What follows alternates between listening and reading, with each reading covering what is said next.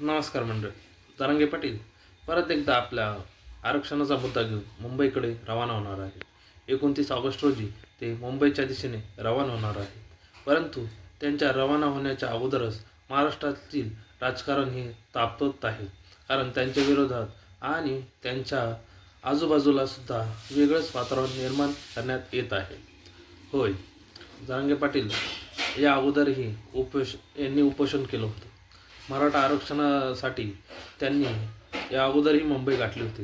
परंतु त्यांना आश्वासन देऊन त्याची पूर्तता न झाल्यामुळे जरांगे पाटील परत एकदा मुंबईच्या दिशेने जाणार आहे.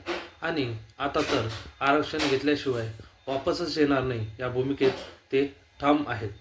परंतु जरांगे पाटलांना मुंबईपर्यंत जाण्यापासून कोणी रोखत आहे का?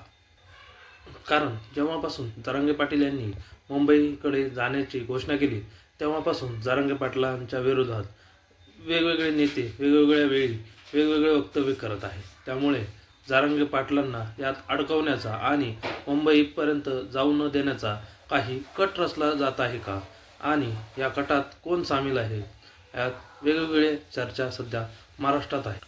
कारण जरांगे पाटलांनी जेव्हापासून मुंबईकडे जाण्याचे घोषित केले आहे तेव्हापासून वेगवेगळे नेते वेगवेगळे वक्तव्य करत आहे. या वक्तव्यात अडकून जरांगे पाटलांना याच ठिकाणी थांबून ठेवण्यासाठी ही व्यूहरचना केली जात आहे का?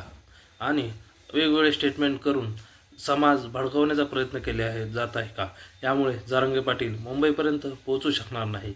आणि यात विविध वक्तव्य करून जनतेच्या भावनेशी खेळ खेळून आणि जनतेला परत रस्त्यावरती उतरून जरांगे पाटलांना रोखण्याचा यातून प्रयत्न होत आहे का?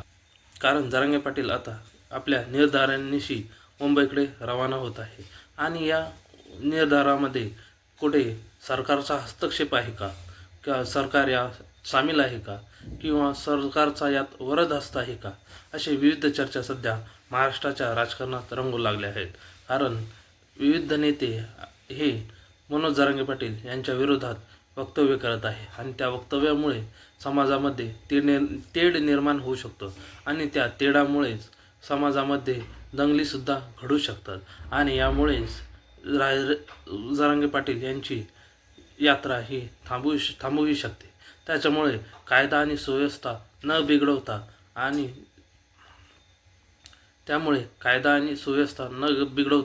मराठ्यांना आरक्षण यावेळी भेटेल काय याची शंका सध्या उपस्थित होत आहे. कारण हे असे वातावरण बघितले असता सध्या तरी महाराष्ट्रामध्ये वातावरण निर्माण करण्याचा प्रयत्न केला जातोय काय अशी तरी शंका सध्या सगळ्यांच्या मनात निर्माण होत आहे.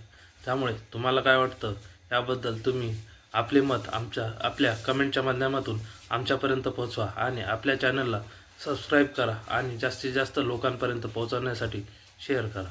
धन्यवाद.